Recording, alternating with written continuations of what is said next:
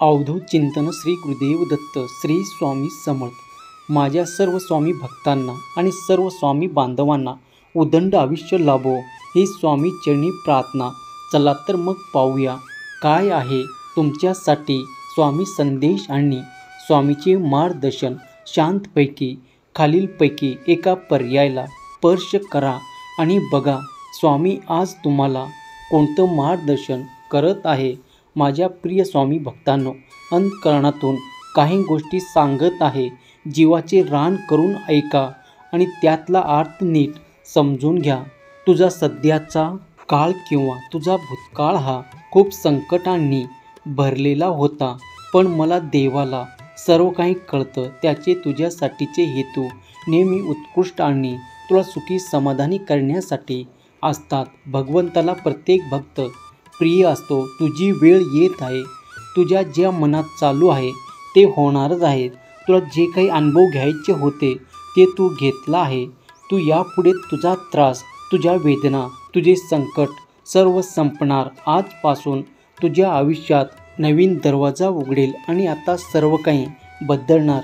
तुझा फक्त माझ्यावर विश्वास असू दे। तुमच्यासाठी सर्व काही अचानक होईल आणि तुम्ही स्वामीचे ऋणी असाल की तुम्ही हार नाही मानले। लक्षात ठेव, तुम्ही तुमचा कठीण काळ आता ओलांडला आहे। मनासारखी गोष्ट घडत नाही, मिळत नाही म्हणून निराश होऊ नका, डगमगू नका। स्वतःशी नेहमी प्रामाणिक राहा। माझं अखंड नामस्मरणात राहून आपले कार्य करत राहा। मग बघा तुम्हाला माझी परिचिती येते का नाही। जीवनाच्या आणि आयुष्याच्या शेवटच्या श्वासापर्यंत मी तुमच्यासोबत उभा राहतो का नाही। प्रसंग कोणताही असो, सुखाचा असो किंवा दुःखाचा, कोणत्याही प्रसंगी स्वामीच्या सेवेला सोडू नका। भलेही सेवा केल्याने तुमचं लगेच चांगलं होणार नाही, पण हे मात्र खरं आहे, स्वामी तुमचा वाईटसुद्धा होऊ देणार नाहीत। हीच ती संधी आहे, या संधीचं स्वामी सेवा करा। पूर्ण विश्वासाचं फळ नक्कीच पदरात पडेल, कारण आठव कितीदा दिला त्यानेच हात। नको डगमगू, स्वामी देतील साथ। कोण म्हणतं माणूस रिकाम्या हाताने येतो आणि रिकाम्या हाताने जातो। खरं तर माणूस नशीब घेऊन येतो आणि कर्म घेऊन जातो, पण आयुष्यभर जे इथेच ठेवायचं आहे त्यामागे धावतो। बाळा, तुला जे इथून घेऊन जायचं आहे त्यावर लक्ष दे। तुझे कर्म जर चांगला असेल तर इथल्या गोष्टी तुझ्या मागे धावतील। माझा करण्यामध्ये वेळ निघून जाते। एकदा तरी आपलं म्हणून मला साथ घाल। लक्षात घ्या, मनुष्याच्या आयुष्याचं गणित आजपर्यंत कोणाला उलगडलं नाही, कारण नीतीच्या मनातलं कोडं आजपर्यंत कोणाला सुटलं नाही। गुरुच्या शब्दाला कधीच परमेश्वर खाली पडू देत नाही, कारण संकटाच्या वेळी गुरु आपल्या शिष्याला कधीच एकटं सोडत नाही। गुरुचा अदृश्य हात सदैव आपल्याबरोबर असतो। जर तू सेवा केली आहे तर वेळ आल्यावर तुला त्याचं फळसुद्धा मिळणार आहे। विश्वास ठेव, समोर उभा असलेल्या संकटापेक्षा तुझ्या पाठीशी जी शक्ती आहे त्या शक्तीने समस्येचं उत्तर कधीच तयार केलं आहे। तुम्ही मुखात अखंड नाम घेत प्रामाणिक प्रयत्न कर, विजय तुझाच आहे। तुमच्यापैकी बरेच जण खूप हळव्या, तुम्ही खूपदा इतरांसाठी भावूक होता, त्याचा स्वभावच आहे। त्यांनी स्वतःची काळजी जास्त घ्यायची आहे। खूपदा लोक तुम्हाला आरामात फसवतात, तुमचा वापर करतात। जेव्हा गरज असते तेवढ्यापुरतं ते तुम्हाला बोलतात, गरज संपली की अगदी आरामात ते तुम्हाला बाजूलासुद्धा करतात। आत्ता सावध व्हा, जास्त हळवा पण सुद्धा घातक असू शकतं। तुला काय करायचं आहे आता नव्याने सांगतो। एक कान उघडे ठेवून सर्वात प्रथम आयुष्यामध्ये तुला आत्ता पुढे व्हायचं आहे। दुसरा म्हणजे माझं हे चुकलं, आता मी काय करू, मला पुढे रस्ता दिसत नाही, हे बोलणं पहिले सोडून दे। दुसऱ्याला कारणीभूत समजणं आता बंद कर। आयुष्यासमोर येणाऱ्या गोष्टींना आनंदाने सामोरे बघ। डोळे उघडे ठेवून जीवन किती सुंदर आहे। मग तुझ्या जुन्या वाईट आठवणी कधी पडद्यामागे गेले हे तुला समजणार सुद्धा नाही। एक आनंदी आयुष्य तुझी वाट पाहत आहे। तू फक्त आता पुढे व्हायचं आहे। दुःख आलं तर सुख पण येईल, नशिबाची चिंता नशिबावर सोड, कारण इच्छा असूनही ते माणूस बदलू शकत नाही. खराब असणारा सांडपाणी का दिलं म्हणून एक छोटंसं रोपटं आपलं वाढ थांबवतो का नाही? मग इतराच्या वाईट विचार आणि तू का थांबत आहेस? चंदनाच्या झाडाला विषारी सापाने विळखा घातला म्हणून चंदनाचा सुगंध कमी होत नसतो. अर्थातच कर्म चांगले आहे तो व्यक्ती कधी संपत नसतो. सत्कर्मी माणसाला जीवनात अडचणी येतात, पण त्या सुटणाऱ्या असतात. खात्री झाल्याशिवाय कोणावरही विश्वास ठेवू नका, कारण बाहेरून चांगलं दिसणारा नारळ देवासमोर जाऊन नासका निघतो. वेळ लागेल पण सर्व ठीक होईल. आपल्याला पाहिजे तेच मिळेल. दिवस वाईट आहेत, आयुष्य नाही. काळजी करू नका. तुमच्यासोबत सर्व सकारात्मकच घडेल. संयम ठेवा. काही गोष्टी आयुष्यात उशिराच मिळतात. तुला विश्वास आहे ना? तू कोणाचं वाईट केलं नाहीस तर विश्वास ठेव, तुझासुद्धा वाईट होणारच नाही. तुम्ही जे काम करताय ते पूर्ण झाल्याशिवाय कोणालाही सांगू नका, नाहीतर नकारात्मक लोकांच्या विचाराचा तुमच्या कामावर परिणाम होऊ शकतो. मला माहीत आहे तुम्ही सगळ्या स्ट्रॉंग व्यक्ती आहात. स्वतःला कधी कमजोर समजू नका. संकट, दुःख, यातना तुम्ही एकटेच सामोरे जाऊ शकता. स्वतःवर विश्वास ठेवा. जे तुम्ही ठरवलं आहे त्यात तुम्ही नक्की यशस्वी व्हाल. फक्त हार मानू नका. वेदना होतील, वाईट विचार येतील, पण हे फक्त काही वेळेसाठी असेल. ते सहन करा, कारण पुढे तुमच्यासाठी खूप काही वाढून ठेवलं आहे. तुम्ही आज स्वामींना वचन द्या की तुम्ही आयुष्यात कधी हार नाही मानणार. यापुढे दुःखाची सावलीसुद्धा तुमच्या जवळ येणार नाही आणि तुम्ही जी गोष्ट तुम्हाला हवी आहे त्यासाठी थोडंसं झुकावं लागेल. लक्षात घ्या, विहिरीत जाणारी बादली झोपते तरच पाणी आणते. आयुष्यात तुम्हाला जे मिळवायचं आहे त्यासाठी नतमस्तक व्हावं लागेल. अवधूत चिंतन. श्री गुरुदेव दत्त. श्री स्वामी समर्थ.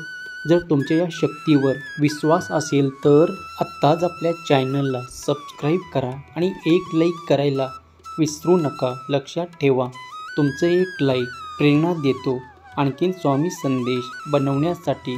तू तुझ्या स्वामींना नाही तर तुझ्या स्वामींनी आज संदेशासाठी तुझी निवड केली आहे. किती मोठी इच्छा असू दे, 100% आज तुझी ती इच्छा पूर्ण होणारच. फक्त तुला काय करायचं आहे ते मी तुला सांगतो. तुला माहीत आहे का, जेव्हा तू शांतपणे माझ्यासमोर डोळे बंद करून तुझ्या मनातील डोळ्यांनी मला पाहत आहेस, तेव्हा तुझे खरे रूप माझ्यासमोर येते. नामस्मरण तुम्ही स्वार्थी करतोस माहीत आहे, तरीही तुझ्या मनात जे भाव आहे ते मी ओळखतो. तुझे डोळे बंद असतील आणि मुखातून फक्त नावघोष चालू असेल तेव्हा मला काय वाटतं माहीत आहे का? माझं बाळ माझ्यासमोर थोडा वेळ का होईना पण विसावले. टाईम तो आणि तो वेळ माझ्यासाठी दिला आहे आणि अशा वेळी मला तुला इतका द्यावंसं वाटतं की त्यातलं काहीच सीमाच राहत नाही. समजलं का? म्हणून तुला आता काय करायचं आहे ते अडचणीच्या तुरुंगातून सुटायचं असेल तर स्वामी नामस्मरणाची चावी तुला वापरावीच लागेल. चल उठ आता, थकून बसू नकोस, नाहीतर एक जग तुला मोडून जाईल. तू फक्त चालण्याचा प्रयत्न कर. तुला धावायला मी शिकवेन. माझं नियोजन तुला आता नाही समजणार, योग्य वेळी समजेल. तुझ्या माझ्यावर विश्वास असेल तर. अरे देवाची भक्ती करताना कसला दिखावा करते? स्वतःच्या पूजेच्या कपड्याचा, शरीराच्या सौंदर्याचा प्रदर्शन करते. भक्ती करताय, परंतु देवाला हे काही नको असतं. त्याला फक्त शुद्ध भाव आणि अंतःकरणापासून घेतलेलं त्याचं नाव एवढंच प्रिय आहे. उगाच डांबिक भक्ती करून काही होत आहे? डांबिक भक्ती करणाऱ्यावर देव कधीही प्रसन्न होत नाही. आमची सेवा करताना मग तुमच्याकडे राग, मान, सन्मान, अहंकार, मोठेपणा, कमीपणा, रुसवे फुगवे, दुसऱ्याबद्दल वाईटपणा या गोष्टी कशाला? सोडा ते सर्व. मनापासून आमच्या सेवेत लीन व्हा. तुमच्याकडे असणाऱ्या तुमच्यातील चांगल्या गोष्टींना हळूहळू नष्ट करत असतो. म्हणून राग सोडा. खूप काळ माझ्यासोबत आहे पण अजूनही काही गोष्टी अंधारात शोधत असतोस. तू स्वतःला समाधानी म्हणतोस, पण इतरांच्या भल्याचा विचार करतो असेही सांगत आहे. तरीही कुठेतरी समोरच्याचं चांगलं होताना समोरचा तुझ्यापेक्षा जास्त उन्नतीला पोचत आहे तुला दिसत तेव्हा तुला कुठेतरी मनामध्ये असं वाटतं की हे मला का नाही भेटलं आणि ती छोटीशी खंत तुला तुझ्या ध्येयाचं जवळ जाण्यापासून अडवत आहे. म्हणून समोरच्याच्या आनंदामध्ये मनापासून सामील हो. तू सुद्धा तसाच आनंदी होशील. लक्षात ठेव, मानवनिर्मित न्यायालयात मिळालेला न्याय हा न्याय नसून फक्त एक निर्णय असतो. खरा न्याय नियतीच्या न्यायालयात होतो आणि तिथे पुराव्याची आवश्यकता नसते. मात्र अन्यायाची योग्य ती सजा भोगावीच लागते. तुमच्यासोबत न्याय लवकरच होणार. अगदी मातीचा दिवासुद्धा रात्रभर अंधाराशी लढतो. तू तर स्वामीभक्त आहेस. तू का अडचणींना घाबरतोस? मनापासून हाक मार, मी येईन. संकटात असताना मठात येणं, पोथी वाचणं किंवा इतर धार्मिक विधी तुला जमणार नाहीत, कारण तेव्हा तुझी मनस्थिती तशी नसते. त्यामुळे अजून दुःखी राहण्यापेक्षा जाता येता उठता बसता कुठल्याही अवस्थेत कुठल्याही ठिकाणी फक्त नामस्मरण करत राहा. मी सोबत असेल. संकटात तुझा रक्षण करेल. जो स्वतःची मदत करतो आम्ही त्याचीच मदत करतो. स्वतःकडे बुद्धी आहे, ताकद आहेत, स्मरणशक्ती आहे. स्वतःला सिद्ध करण्यासाठी जे जे लागतं ते सर्व आम्ही तुला दिलं आहे. त्याचा उपयोग करूनही जर यश आला नाही तर आम्ही असंच कायम असो. पण तोपर्यंत प्रयत्न सोडू नकोस. सगळं चांगलं होणार आहे हे मनात धरून जाईल. बाकी सगळं आम्ही पाहून घेतो. विश्वास असला की अशक्य गोष्टसुद्धा शक्य होते. तुझ्या वाटेचं दुःख तू भोगून संपवलं आहे. तुझ्या वाटेचं सुख तुला मिळणार. कर्मावर विश्वास ठेव. अपेक्षापेक्षा जास्तच मिळणार. आता फक्त तू तुझ्या आळसाच्या आहारी जाऊ नकोस, कारण तू तुझ्या सुंदर भविष्याची स्वप्न रंगवले आहेस. ते तुझ्या आळसामुळेच स्वप्न राहतील. जर वारा हवामानाची दिशा बदलू शकतो तर लक्षात ठेव, मनापासून केलेली प्रार्थना नशीब बदलू शकते. अखंड विश्वास, अखंड नामस्मरण हे मनावर तुला आता रुजवता आलं पाहिजे. आणि बाळा, संकट तर तुला येतच राहणार. त्यातून तर कोणीही सुटत नाही. भले भले तुझी साथ सोडतील, तुला एकटं पाडतील, तुझ्यावर हसतील, तुझा द्वेष करतील. तुझ्या जीवाभावाची माणसं सुद्धा तुला एकटं पाडतील. क्षणभर तुला असं वाटेल सगळं संपलं की काय. तेव्हा एक लक्षात ठेव, जेव्हा सर्व आशा अपेक्षा आपलेपण संपतो, तेथूनच तुझ्या ब्रह्मनायकाचा खेळ सुरू होतो आणि सर्व अशक्यही शक्य होऊन जातो. लक्षात ठेव, प्रार्थना कधीच वाया जात नाही, पण लोक योग्य वेळेची वाट पाहत नाही. त्यामुळे या गोष्टी मिळणार होत्या त्याही मिळत नाही. आज रडणार, उद्या हसणार. विश्वास ठेव बाळा, तुझे चांगले दिवस लवकर येणार. तू फक्त कर्म करत जा, फळाची अपेक्षा न करता. अरे, कर्म करणं हे तुझं कर्तव्य आहे आणि तुझ्या कर्माला योग्य न्याय देणं ही माझी जबाबदारी आहे. आज तुला स्वामींना प्रार्थना करायची आहे. हे समर्था, मला तुझ्या सत्य स्वरूपाची ओढ आहे. तुझे सत्य स्वरूप जाणून घेण्याची तीव्र ओढ आहे. परंतु हे गुरुराया, मी अज्ञानी आहे, प्रपंची आहे, आपल्या काही मायेच्या प्रभावात बसलेला आहे. म्हणून हे परमपिता, मला तुझी अनन्य भक्ती दे, अतूट श्रद्धा दे. मी तुझी कृपा ग्रहण करायची पात्रता बनव.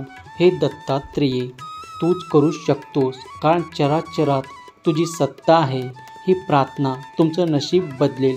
अवधूत चिंतन. श्री गुरुदेव दत्त. श्री स्वामी समर्थ. जर तुमच्या या शक्तीवर विश्वास असेल तर आत्ताच आपल्या चॅनलला सबस्क्राईब करा आणि एक लाईक करायला विसरू नका. तुमचं एक लाईक प्रेरणा देतो आणखीन स्वामी संदेश बनवण्यासाठी. जिथे स्वामी पाय तिथे न्यूनी काय. स्वयंभक्त प्रारब्ध घडवी ही माय.